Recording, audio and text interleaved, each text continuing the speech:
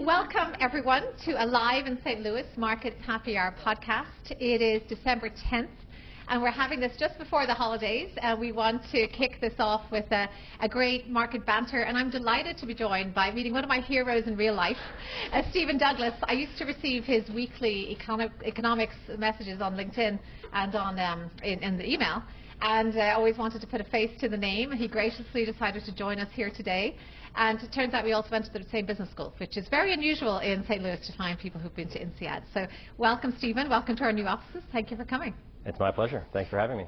Well, those of you who've listened to the podcast before know the point of this is to really have a short banter session across some of the main issues that we think are affecting portfolios and probably on your minds. So we start with inflation, we move naturally then to interest rates. All of this does include kind of an economy vibe check, that's one of the most fun things to do these days. And we're going to spend a little bit longer than usual on fixed income today because Stephen has some excellent slides about the fiscal budget issue and about whether we're in a profligate government environment. And we'll also talk a little bit about the treasury market. So we'll be digging deep into fixed income. We'll move to equity markets and some of the narratives that are coursing through equity markets today.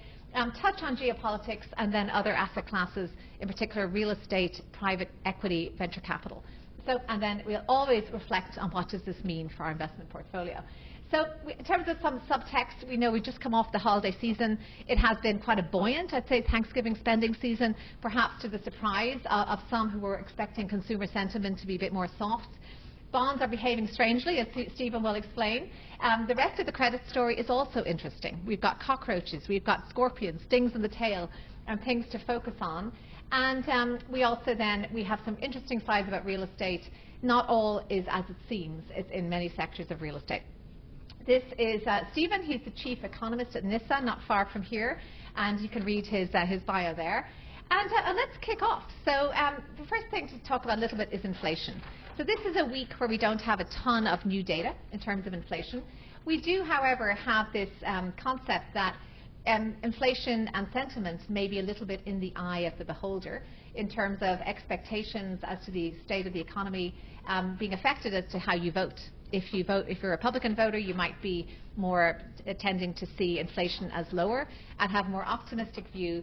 And if you're a Democrat voter, it's kind of the opposite of all of that. We have also seen a little more jobs than expected being added in September, which is something the Fed will be watching, and this is a very important day. So, Stephen, on the sentiment point, where are you feeling the economy is versus, look at this equity market and then look at this consumer sentiment? Yeah, so I think sentiment has been, it's been a question for the last few years. It appears that the economy has been outperforming weak consumer sentiment. And certainly in the Michigan survey, which gives us the partisan breakdown, it's very clear that partisanship has now infected one more corner of American society, namely consumer sentiment surveys. So I do think there's the other dynamic at play in the consumer economy is the K-shaped nature of the economy, where the well-off are doing extremely well, equity prices at all-time highs, or at least a couple weeks ago, and home prices doing very well. At the same time, low-income consumers are getting hit hardest by inflation over the last few years, by high interest rates, and now increasingly by tariffs. So I think that there is, discord among the consumer base, and it's not surprising to see disagreement, along partisan lines, certainly along income lines as well. But a lot of resilient surprises. I mean, better jobs than expected. We had no data for a period there, and now we have slightly better. That may put the Fed off in terms of its next direction. And I've been using this concept of Table Mountain a lot. We had interest rates rise, they were flat for a long time, and now they're heading down ever so gently, ever so precariously. And clearly we're all coalescing around the majority of economists thinking, this was last week's chart, so it is this week now, that the Fed will cut rates. It seems it's gone from a probability of 60% to a near certainty, and then some sort of suggestion in the last day or two that's not quite as certain. Clearly, if we compare what's happening around the world, we still have the case that the rest of the central banks around the world seem to have come in. The Bank of England is still higher, but the ECB in Europe is firmly lower, but it's flat now. And it could be that the resting, say, rate of the Fed funds is below that of the Bank of England, but above that of the ECB. But if we take this chart out of it, we can see that it does start to tick up. So we may have flatlined here as far as interest rates. So on everyone's lips, I'm sure, to preempt a question, today's decision But where is it going to come from? And do you think it will be, what will it be? And do you think it will hit the market? Yeah, I think they are going to cut. We sort of been, wishy-washy between December and January, but when the Fed goes into a meeting like this where the market's pricing 90% chance of a cut, they are not willing to deliver a hawkish surprise, so to speak. So they will follow through with that cut, even though the committee is very divided. That's been the case, throughout this entire easing cycle that started in September. But all they're doing is just easing back towards the neutral policy rate, obviously increasing concerns about the labor market, and the inflation question, of course, had put them on hold for, the first 8 months of the year.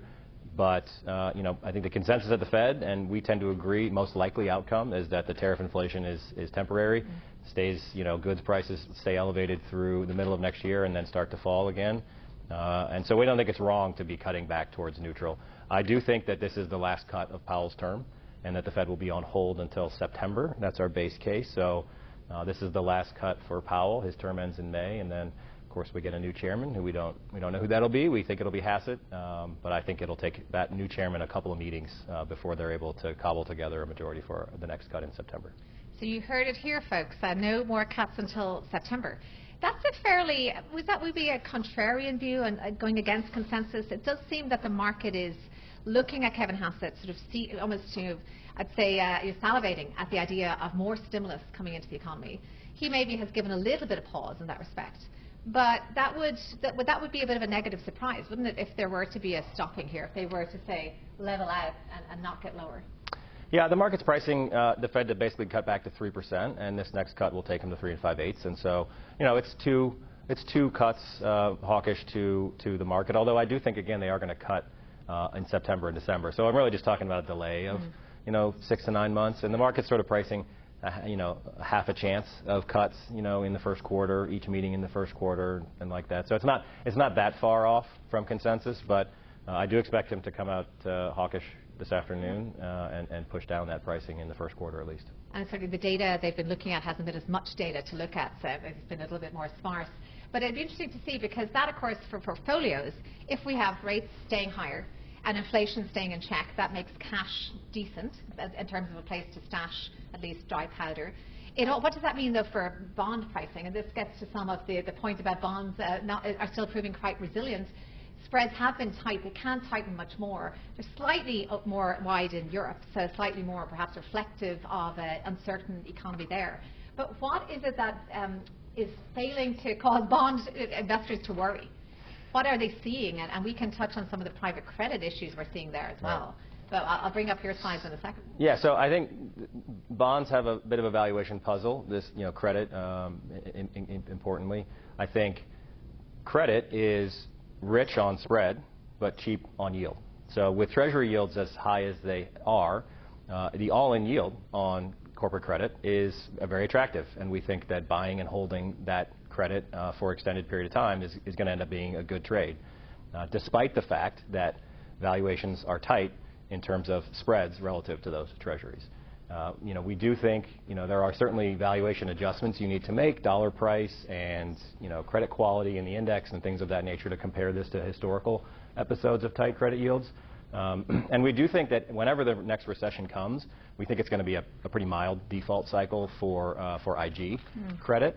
Corporate balance sheets are in great shape coming out of the pandemic, the $5 trillion money rain. A lot of companies delevered, extended maturity, things of that nature. So whenever the recession comes, we think the default cycle is going to be mild, and we think that that's part of the reason why credit spreads have remained tight despite all the uncertainty of the last year or so. Well, it's interesting. So we'll come back to private credit later. Moving to this is now some of your charts in terms of the vibes, and maybe we can open to the floor as well.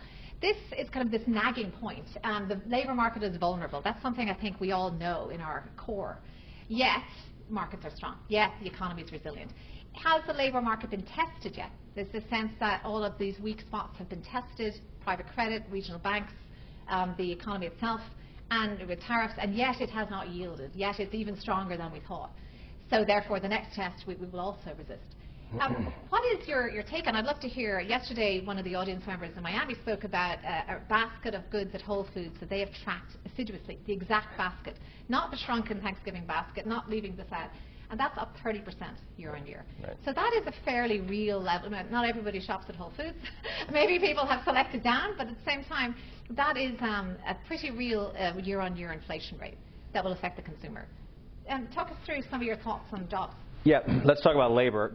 Obviously those are the two sides of the dual mandate, which are very much in tension, where it's, a mild stagflationary environment is the way we describe it. But let's focus on labor since that's the chart you have up. So first thing to set the stage here is that the labor market was way overheated at the end of 2021. It was basically the worst labor shortage we've ever had in American history. You have to basically go back to the Korean War to find another episode that comes close. And so price inflation obviously out of control, wage inflation also way too high. Fed needed to rebalance the labor market, and they did. They acted very aggressively, 500 basis points of rate hikes, and that has very much effectively cooled labor demand. At the same time, labor supply rose substantially through immigration. It wasn't the nature and the form of immigration that we all wanted. It was illegal and unchecked, and there was no sense of attracting high-skilled, merit-based, et cetera. So it wasn't the right form of immigration that you would design from scratch. But it did massively increase labor supply. It helped rebalance the market. And so growth in employment has been falling. This is monthly change in employment, has been falling very steadily ever since the end of 2021. And the first part of that was a good thing. We needed to cool the labor market to stop the wage inflation, to make sure that wage price spiral didn't happen. The problem is that we never stopped cooling. And so, I was saying for a long time, this was the soft landing debate. Fed basically never engineers soft landings. Are they going to be able to pull it off this time? And I kept telling people this line needs to stop going down if the Fed is going to engineer a soft landing, because if this line crosses zero, you are basically in a recession. And so many of us were skeptical that they would be able to pull it off. But as recently as July of this year, it sure looked like this line had stopped falling and had flattened out. At the time that the Fed met in July, they thought 3-month average payroll growth was 146,000. And then if you remember, we got those big revisions, and the number actually fell down to 29. It's come back up to 62 with the most recent print. That's not reflected in this chart. But the point is that now we're worried again about this labor market continuing to soften through zero. Again, if you have negative payroll growth for an extended period, you are in a recession. And that is why the Fed has recalibrated. They've taken these risk management cuts, buy a little insurance against the risk of over-tightening monetary policy and causing the labor market to soften into a recession. This is a great concept you have about risk management cuts, because I think that's interesting. Can you talk us through a little bit about what risk have they mitigated this way, and have they succeeded? And could this all blow up were we to look at an aggressive rate cutting cycle, perhaps? Yeah, so for 21, 22, 23, the Fed was 100% focused on the inflation side of their mandate, with good reason. As inflation has come down substantially, we had the big debate about is it demand effects, supply effects, probably a little bit of both, but either way, inflation came way down from the peak of the post-pandemic period, and that allowed the Fed to refocus. For a while they were saying the balance of risks was equal between the two sides of the mandate, and now, despite the fact that tariffs are injecting this new spurt of goods inflation, again, the textbook says it's supposed to be a one-time increase in the price level, transitory. It doesn't cause persistent inflation, so we're supposed to look through it. That feels a little risky for the Fed to gamble on that, given the experience of the last 5 years. But that is the bet they're making with these rate cuts that they've delivered, in the last few months. And again, with the labor market softening as much, now there's the balance of risk is probably tilted more to downside labor market outcomes rather than upside inflation outcomes. But the point is that the risks are in both directions. There is a risk that tariffs spill over and cause a more persistent inflation problem, and there is a risk that the labor market cools into a recession. And obviously, when you have a stagflation dynamic like that, the central bank can't solve both problems at the same time with one policy tool. They have to pick a side, and they have chosen to protect against further downside risk in the labor market. And that does, of course, stoke upside inflation risk. So they're in a tenuous position, and that's why they've been so divided, as the dot plot makes very clear. And we'll see how Powell and the next chair lead them over the next year. And I suppose we shouldn't be wholly surprised if Kevin Hassett does not deliver as expected. I mean, there is a partisan. Some of the other appointees have not necessarily always gone along with say double jumbo cuts. They have retained some independence. And I think certainly the existing chairman retaining his position gives some consolation that there is that independence being maintained. One last word on the consumer, just to go back to this K-shaped idea, and I think we all know what the K-shaped economy is and how it's become commonplace again to discuss that. And I'd love to open to the floor in terms of any anecdote, and this is anecdata gathering I'm doing here now, but whether any of you are sensing in your home lives, your professional lives, the chats you have, that this disconnect between Main Street and Wall Street, is it real? In the sense that Wall Street's tearing on a tear, and Main Street is not able to afford Chipotle or Panera. I think is the latest one to be kind of framed, the wall of shame in terms of the $70 lunch for two. So, anyone who'd like to chime in? I just had a question generally. I see, you say things are positive, but then there's the data that came out the other day that we've lost more jobs now recently than what the financial crisis, I think is what I just read as of last month. And then you have big firms netting, positive job gains, but then you have small firms net loss. And right. So that seems to be another split in the economy. And then much more is focused on the AI part. So it seems like there's multiple different factors going on here. And there's a lot of forces at play, secular and cyclical. We do think that the corporate economy is also experiencing a K-shaped dynamic.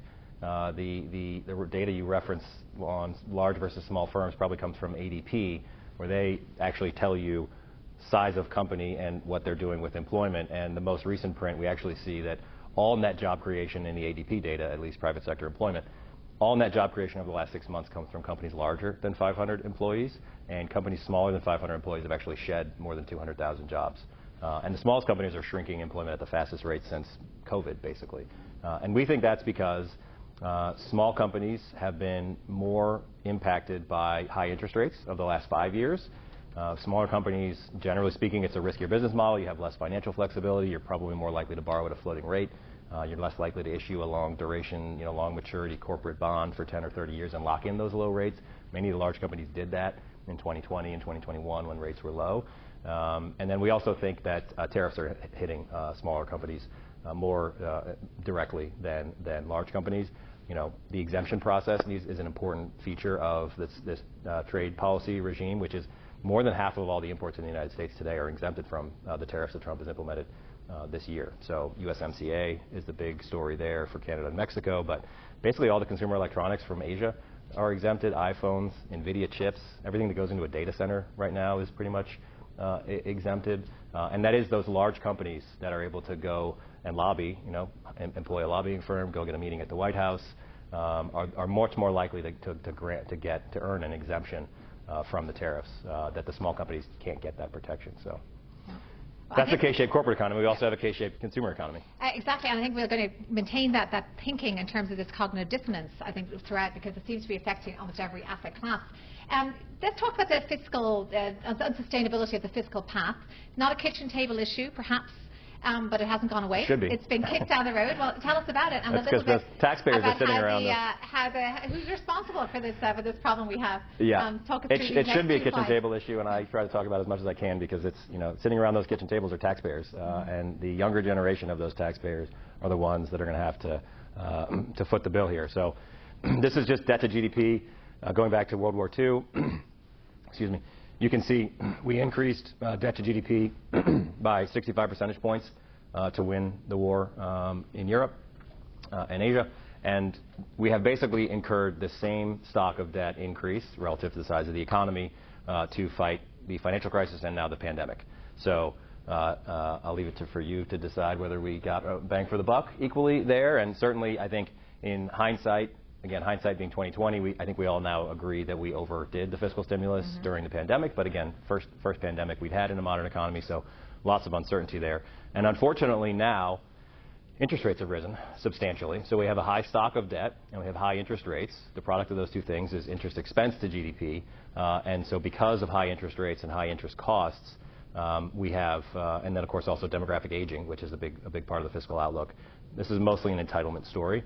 But because of that demographic aging and high interest rates, we have basically an unsustainable path. And we've been on that unsustainable path for a while, but the increase in interest rates recently has really pulled forward the urgency of the problem and is not going to be easy to solve, unfortunately. I know we're going to talk about potential solutions. Well, yes, but just like the previous chart I showed, how your expectations about interest rate, well, the economy as well as inflation diverge based on your political orientation, this chart shows that both sides are to blame. Yeah, it's very easy to be apolitical on fiscal policy because both parties are very much to blame. So I love this chart. I think it tells basically the whole story. So the unemployment rate, there's no single perfect measure of the state of the business cycle, but the unemployment rate, if I have to pick one, is the best measure. It's the degree of slack in the labor market. And so when the unemployment rate is high, so this is a scatter plot showing you unemployment rate on the x-axis and then the budget balance on the y. So down is a deficit, negative budget balance. So I love this chart because it shows you how fiscal policy behaves across the business cycle. So when you're on the right-hand side of this chart, the unemployment rate is high. You are in a recession. When you're in a recession in the U.S. economy, two things happen. One, private sector incomes are falling, corporate and individual, so tax revenue is falling. And at the same time, we have a lot of automatic stabilizer spending. The easiest one to understand there is unemployment insurance. So obviously, unemployment insurance costs for the federal government go up when unemployment goes up. So when that happens, you get less revenue, more spending, bigger deficit. You typically see a big increase in the deficit during a recession. Okay, that is moving. When you're on the right-hand side of this chart, you run a big deficit, you're down on the chart. Then as things recover, the economy recovers, unemployment starts falling, those factors unwind, basically, and you get a smaller deficit and dare to dream a surplus, which we've had a few times in American history. And so that is the negative pattern, negative relationship you see between these two variables, and it was very persistent from the 60s through the early 2000s. Even Obama, right, we had the financial crisis, we got to 10% unemployment and 10% deficit, but even after that, we got back onto that sort of more historical relationship. Then, pandemic arrives, things go crazy, 14% unemployment is probably more like 25 when you count it correctly, and of course, huge deficits, biggest we'd ever seen.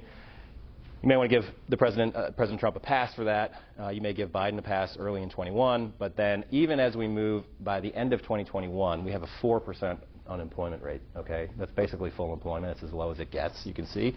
And we're still running a 10% deficit. Even as recently as the last year or so, we're still 5-6% deficits with an unemployment rate that's basically been at full employment for 2 years. And so this is the irresponsible fiscal policy. You can see there's blue and red dots here, Biden, of course. But Trump, likes to say now that he was going to balance the budget except for the pandemic. Well, this chart shows you that before the pandemic hit, he was already moving due southwest on this chart and running loose fiscal policy with a full employment economy. As you can see, we're full of festive cheer here in the weeks running up to Christmas. But you bring up the fiscal topic. But it's not going to be a cheery subject. No, but I think we are obviously the answer to much of this is growth. Usually, and that's why it is kicked down the road, that's why people don't focus on it, and that's why for, say, regions like Europe, it seems to be more of a pressing issue, even though their rates of debt may not be as high, because they are lacking this growth. Yep. And we do this productivity point, which is why all roads lead to AI, both literally, metaphorically it seems as well, that we are relying on that. Yeah, and certainly as a GDP contributor, we need it, and certainly the equity markets are behaving as if that. And it just obviously raising taxes, cutting benefits, increasing productivity, increasing fertility, and increasing immigration. This is something Spain has done very well. Spain has actually one of the strongest economies in Europe at the moment because they have seen their falling fertility rate. They have embraced immigration. It's not always easy. Socially, it can cause tension, don't get me wrong, but that has certainly been a way that they have averted some of this productivity and growth crisis. Just we can move on, but anything to say that I haven't said in terms of your chart? These charts aren't in the pack, but we will get them to you afterwards. Just that debt to GDP, interest expense to GDP, that's the variable that matters. So these are the 4 levers you have to pull. You can very much grow your way out of the problem. You can grow the economy into the stock of debt and solve the problem in that way. That was a big part of the story in growing our way out of the debt problem after World War II. We had a huge demographic tailwind, baby boom, et cetera, which we don't have now. Actually, we have the opposite. And so these are the easy solutions. Right? These are the painless ones. Right? Grow the economy into the debt. Nobody has to lose. These are the hard ones. Okay? You're either raising taxes or you're cutting benefits. And so we would very much like this bottom half to solve the problem. I would say betting on AI productivity, I'm very confident AI is going to increase productivity to some degree. Magnitude is the debate. And frankly, I think that betting on AI to unleash a productivity boom and bail us out of our fiscal problem is a very irresponsible way, and I'm not willing to bet my children's fiscal future on that risk. I would much more like to see us increase fertility or immigration. I'm doing my part. I have 4 kids, so I'm doing my part on the fertility side, yeah. bringing up the average.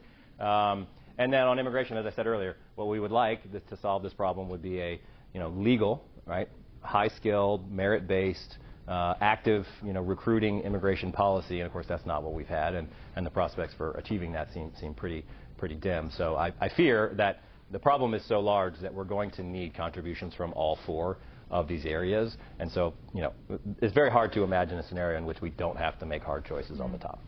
Well, I'm feeling firmly on the naughty list with these kind of negative prospects for 26, which I will say are completely at variance with what most commentators and strategists and expectations. It seems like a very rosy picture we're seeing right now. There's something I don't normally do, but given we've so much great content to get through, I'd like to crowdsource a little bit where we should go next. We can go next into the demand for treasuries in the US dollar. We can go to private credit. We can go to equity markets and AI bubbles, or we can go to real estate. So really, take your pick. Or any hands up that they'd like us to go next that is on people's minds? Real estate. Real estate. Okay, excellent. Well, I'm going to bring this to a chart which we actually shared, and this brings us to some interesting charts that came out of JP Morgan this week. And this is regarding 2 bright spots, you would think, of the economy: Sunbelt, residential, and industrial anywhere. The really surprising thing I thought here was the increase in the vacancy rate of these 2 segments. And this was in places like Austin, in the industrial space in Austin, which we would have said was a frothy, high demand, can't lose. And some of the other factors around supply, it's been quite interesting, that the supply and demand seems to have been supply has been quite elastic. So if we look at the sectors, apartments, industrial, they've been booms. Low vacancies over history, but ticking upwards. Look at the supply in those segments, just abundant supply. Very quick response, maybe repurposing buildings. And then when we get to office and retail, which have been I'd say the investors have soured on them, very little supply. So that's a sign of a healthy market that is responding in that way, but it also suggests that there's going to be a crunch at some point. I've been talking about this headline I'm overusing it now, but that's the City of London running out of top office space. Not something I expected to read because of the demand for high amenity space like this outside. And London probably probably one of the slower cities to get back, but certainly it's back to the office now. So we are already having low yields in office again. Very quickly that was closing up. So I think that's the surprising factor on real estate. And then data centers. There was a slide earlier showing how data centers, the construction is now nearing office construction, just in terms of that frenzy to build. So that also dictates. So I'd say, I don't know whether you have a comment on that, but it seems like there's a few cracks that we haven't looked at, and we know real estate directly affects regional banks as well. Yeah, there's a lot of moving pieces. Clearly the office sector has been through a totally different cycle than the industrial sector, but we are now on the backside, really, of the industrial real estate boom, which went crazy during COVID. I mean, this is basically as strong as that sector had ever been, and I think that's cooled a substantial amount now. Within office, I think what you're seeing is a shortage. That there was a key adjective there: top office space shortage in London. So it's the Class A prime that is really everybody is moving into, and I don't think that there's a shortage of probably B and C quality office space. No, anyway. no, nobody wants that, no, for sure. And I think just while we're on the topic of real estate, I think let's talk a little bit about this retail train, because we are in our daily lives experiencing this rush into alternatives. It's from the very top down in terms of the president himself. We've had endorsement of this type of investing, and the numbers really do tell a fairly compelling story, just in terms of where we've seen this BDCs here, the private credit side, non-traded and private REITs, the blue section, so back to real estate. So just a huge amount of fundraising that has gone on. And unfortunately, I think for retail investors, just when democratization starts to become popular, we have some actual numbers around the unrealized gains versus realized gains in some of these areas, whether it's in buyout, where we see the unrealized value at a record high of $3.5 trillion. We're just basically the proportion of unrealized value to realized is still quite high. Exits are down across venture capital and private equity. Buyout performance, venture capital performance is down. It'll always be down as we get closer to more recent vintage years, but we wouldn't expect it to be falling in quite that way. So it does seem not the most opportune time to be having a mad retail surge of demand. Certainly selectivity, selection, and being very focused on the top names is key. But it is, I think it's quite concerning when we have just this. There's not really a chart here that goes against the trend. Yeah, no, I think if you go back a slide, I think the unrealized value one is I always like, because it depends on where you mark the assets, right? And of course the lack of exits and liquidity would suggest that the actual firm bid for those assets is probably a bit lower than $3.5 trillion. But yeah, clearly private equity in particular had a great run after the financial crisis, but in recent years with high interest rates, liquidity has been scarce. It's been hard to exit. The IPO pipeline was closed for a while. It's coming back to some degree now, but there's still a lot of money locked up. Now the good thing is that there's been a continued flow of money into the private universe. It's certainly gone more to private credit recently than it has private equity, but there's still a lot of dry powder.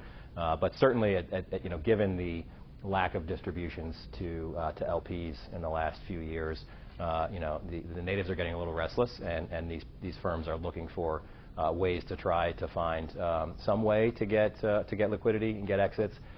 Some of that has led to bad behavior. Certainly, the interval fund, the continuation funds, where they're basically selling the assets to themselves at the price they deem fair, seems like a pretty fraught method for doing so.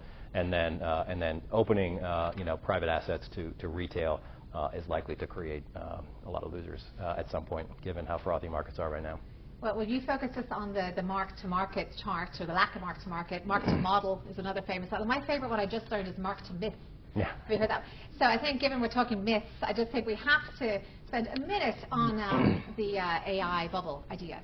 This myth, this circularity, the fact that this complexity is a meme. Mark-to-meme could even be the new phrase I'm thinking of. But we talked about job losses, and clearly just closure of the entire metaverse, or most of it, at Facebook, or at Meta, can cause the massive job losses. But for them, it's a rounding error. It's not a big deal. We know that OpenAI has declared code red, and certainly we've talked a lot, so multiple charts showing concentration in equity markets and showing how the top 10 have driven everything. What are your thoughts on this? And again, I'd love to get the floor's thoughts, because I do think this is one of the key questions we get asked. Is what do we do? Do we rebalance here? Do we stay invested in this American exceptionalism story? Do we stay loaded up with market cap weights? How do you handle a $5 trillion market cap stock in a portfolio which is the same size as individual stock markets combined? Right. How does this work for an equity investor? Yeah, I think valuations clearly are stretched at the S&P 500 level. The cap-weighted index clearly has a lot of stretched valuations, but it's pretty narrowly limited to large cap tech. Valuations in the other 493 companies are not nearly so rich. And so calling the top of a bubble is very hard. Calling it a bubble itself is even a challenge, because this is basically these companies are scrambling to just buy lottery tickets. And if AI is as transformative as people think, then you probably will have 5 billion users at some point, and there will be a small number of winners, and those firms will make ginormous profits for many years. And so from a game theory perspective, it can be rational to engage in this gold rush of spending trillions of dollars to try to put yourself in a position to be one of the 2 or 3 firms that comes out ahead. And of course, jockeying, as the race goes on between OpenAI and Google is likely to happen. I'm not smart enough to tell you which of the models is best and which one's going to win. I think some of the circular financial, engineering arrangements that you've seen are probably, it seems like, well, some of them are just vendor finance, which is not a new idea. But some of them, I think, OpenAI in particular, it seems like they're trying to just embed themselves everywhere so that they are sort of too big to fail, and sort of hedge their bets so that no matter who comes out on top, they're going to be connected in some way and have a better chance of at least not failing spectacularly. But again, I'm not an equity analyst, and I'm not an expert in particular models or whatever. So, but the other thing I'll say about bubbles is, you know, you have to get not just the valuation call right, but you have to get the timing right. And you know, the backdrop, you know, you're painting me as pretty bearish. I actually think we're pretty constructive on the next year. And again, the backdrop, if you're thinking about equity valuations, you've got non-recessionary cuts from the Fed, right, which historically is rocket fuel for risk asset prices. You've got excessively loose fiscal policy. And you've got, you know, trade policy uncertainty that's receding very quickly. Again, the administration, you know, shocked everybody in April, but they've basically been, you know, moderating that trade policy, reducing uncertainty ever since. And so, you know, I wouldn't expect to see, you know, some big equity correction, you know, anytime soon. I'm certainly not calling for that. I'm not bearish per se on equities in the near term. And the other important thing to remember about a bubble is that the fastest price appreciation is always right at the very end. So, you know, if you make the call early, you can miss, you know, half the rally, basically. So any other topics you'd like us to cover? Tim? Yes. Well, as a relation to the AI, and you previously spoke about data center construction, the corollary is utility power generation and water usage. It came up in St. Louis recently. But are you seeing a shift to utility companies as a place to invest? Or what do you see as the future here with nuclear power coming back? Yeah, we couldn't possibly have every slide that we've seen recently related to this, but definitely, first of all, power pricing is a significant part of inflation today. So that's on everyone's minds. It's very sensitive. It's not exactly discretionary expenditure. When it comes to data centers and infrastructure, yes, those indices have done quite well. There has been this picks and shovels story for some time. The data center excitement has been very strong and vibrant. And so there have been, I think that participation is happening, probably not to the same degree as the actual tech companies themselves, but there's definitely been that participation. And as far as observance of things like water and limitations, there is that need to vertically integrate and also to bring, essentially to take charge of whether it's a small nuclear reactor or essentially lock in that energy, and that seems to be the key. As far as we would recommend certainly investing across that spectrum, as far with energy, in infrastructure. Some of them are different parts of our portfolio. They're in the inflation hedging or the income generating. They're not necessarily in the public markets. But I do think that's the way to get broad-based exposure. But I think there will still be massive contagion. If there is to be a correction in terms of demand, I think there will be an absolutely knock-on effect on the, and probably energy prices too, because it'll affect the oil price if growth looks to be compromised. So I think that is key. Any other thoughts or questions on the? Okay. Yeah, sorry, thank you. On the private equity part, I was reading yesterday that there might finally be a thaw in private equity investing. Is that because the cockroaches in private credit are like, people are kind of scared of that, so private equity is kind of coming up again, or is there actually like risk on sentiment? Well, you know, private equity valuations of the portfolio companies should be correlated to some degree with public equity valuations, and so clearly public equity valuations are at all-time highs despite recent wobbles, and so exuberance in public equity should also translate to private equity markets. Now I would say that the private equity markets smoothed over a lot of the volatility, the downside volatility in public equty markets recently. So to some degree, there's a bit of a catch-up that needs to happen. Again, the marks probably didn't capture the full down swing in true economic value. And then the other, so part of it is catching up in valuations, and then the other story is rate cuts help, because a lot of the there's a lot of floating rate debt structures on some of those private equity, and certainly private credit for the most part is floating rate. And so that's part of the story, is that as the Fed lowers interest rates, that reduces interest costs, expands margins for those private companies that have floating rate debt. Yeah. And we didn't have the full cockroach discussion of private credit, but I mean, you had some slides on it. I had some slides on it. It's growing to over $2 trillion. We're close to $2.5 trillion now. It is there's much less bank lending, much more direct lending. There has been pain in there and changing dynamics. And if you want to talk briefly about the private credit dynamics that you see as eroding. Yeah, maybe go back to the previous one. Just talk about the stress. So again, private credit, again, we don't want to paint it with too broad of a brush. There's a lot of different types of structures, but the sort of plain garden variety private credit is direct lending, to a single company. It's usually a floating rate structure. And so there was a lot of concerns. You obviously have a flood of money. Anytime an economist sees a flood of credit into a new space of that magnitude and that suddenness, that raises alarm bells that somebody's making bad decisions. And then of course right after that the Fed raises rates 500 basis points, fastest tightening cycle since Volcker, and it's floating rate products. So a lot of people were really worried that the stress that there would be a lot of pain in private credit, and that pain has mostly been avoided. But I think there are several reasons that help explain that, and the pain of correction and fire sales and some kind of a financial stability event has been avoided, but the stress is very much there. So a couple of things.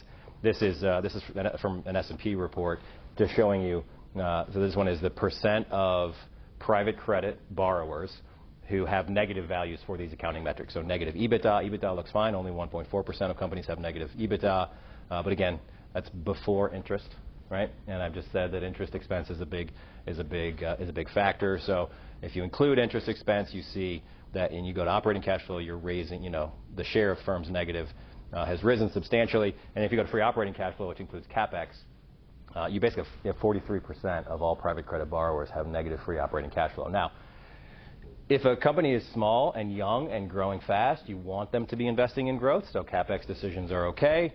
But 43% at a negative value is definitely says that there has been stress, and the private credit folks that say everything's fine, the cockroaches are isolated incidents, I think are probably papering over some of the truth. We talk about the PIC growing, and it's double. It's still only 12%. It's not it's not like it's the dominant source of investment income, but that is notable. That might is that a sign of the leverage shifting from the borrowers to the lenders, or just absolutely? And on the next slide, so PIC is important. Obviously, paying with IOUs, negative amortization, increasing your stock of debt.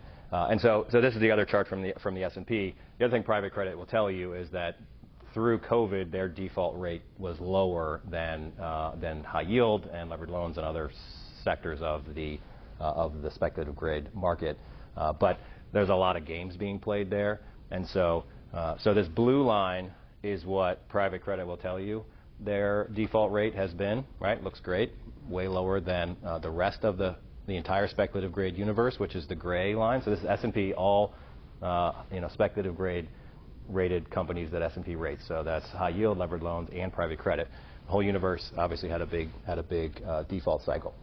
But the way that they're measuring it, they're excluding these selective defaults, and S&P defines a selective default as switching from cash interest to PIC, okay, when that wasn't part of your original structure. Again, there are structures in private credit that are perfectly valid, right? So certainly private credit, you're giving liquidity to earn a higher yield, totally fine. We do things like that in public markets all the time. There's nothing wrong with that per se.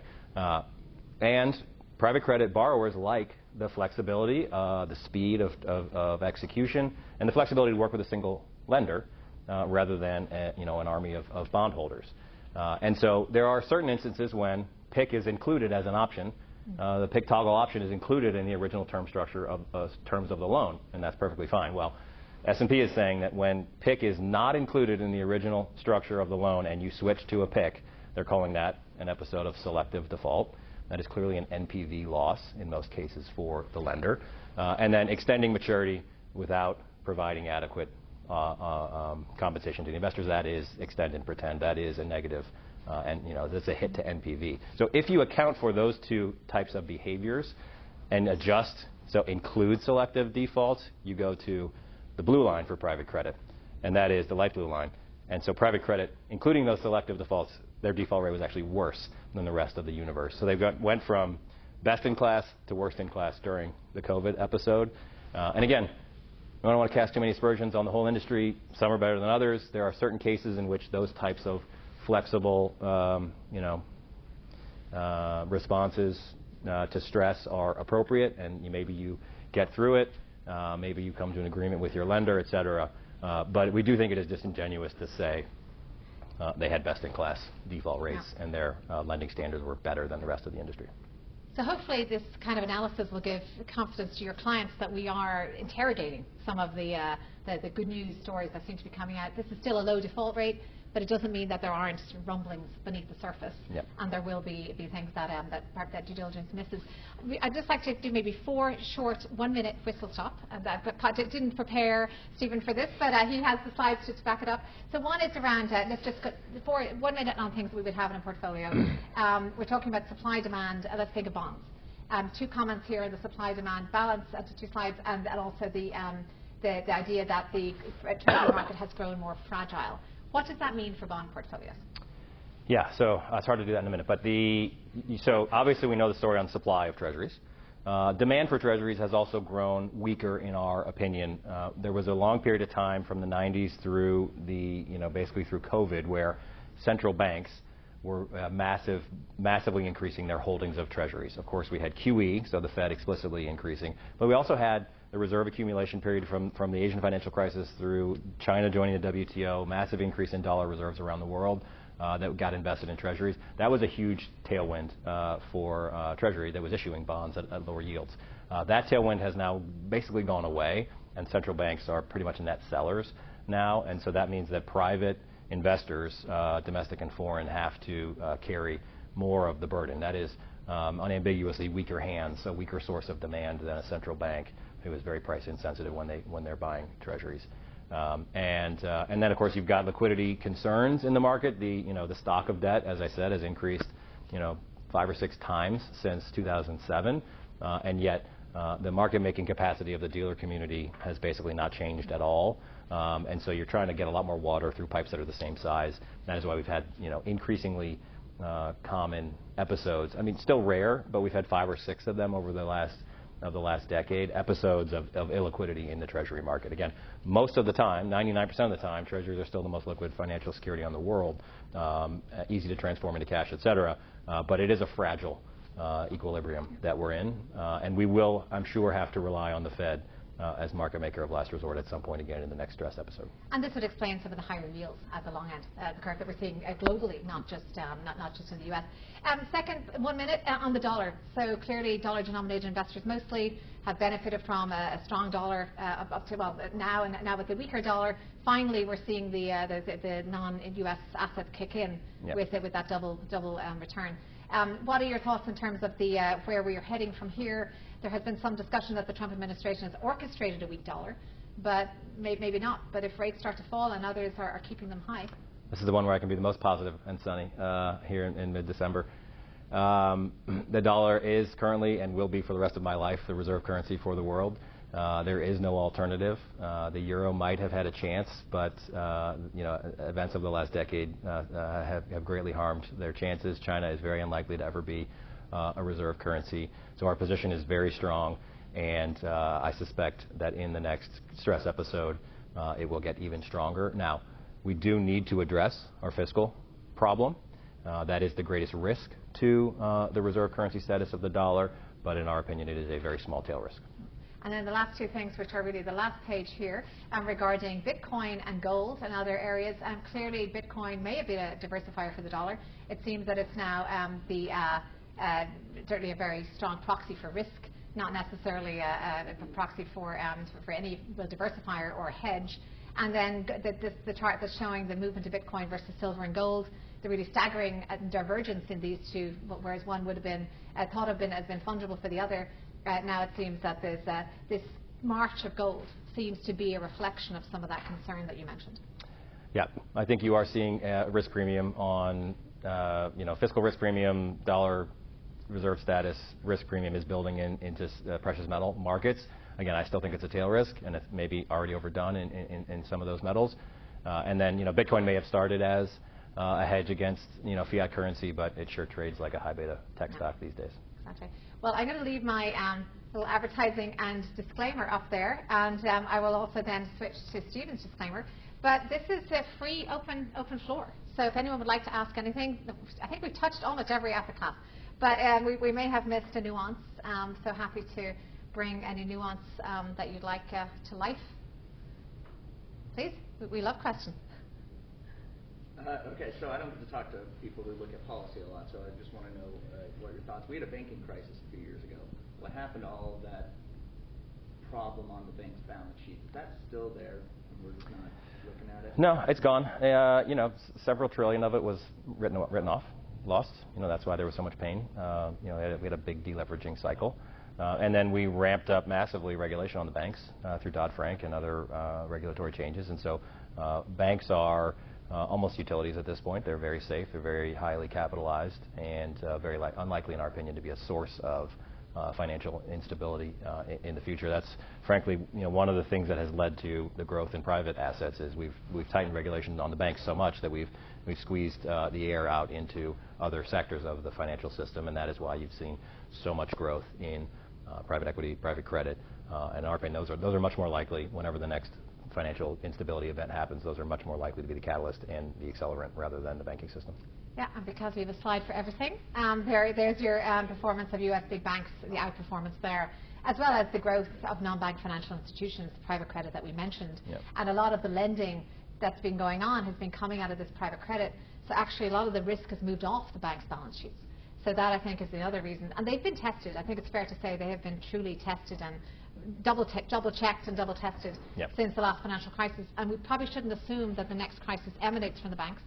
But yet, it's when there is a bank like JP Morgan caught in a cockroach incident, that's what seems to be the tipping point in terms of sentiment. Yeah, but again, to my view, the cockroach is going to be small enough for JP Morgan to squash under their heel because it's such a large company and private credit even whatever. However, they may be connected, and there is some concern that the banks have lent to the BDCs a turn of leverage on top of all the private credit. So there will be some exposure in the banking system, but it seems it's probably going to be manageable, at least for the large banks. Again, the regulatory structure is much tighter on the bigger banks than it is on the smaller banks, so you probably will see stress at the lower end of the banking system like we saw in 2023. But it seems unlikely that the large banks are going to be a source of instability. And is shadow banking part of the... Shadow bank, so NBFI, non-banking financial institutions, that's the new euphemism for shadow banks.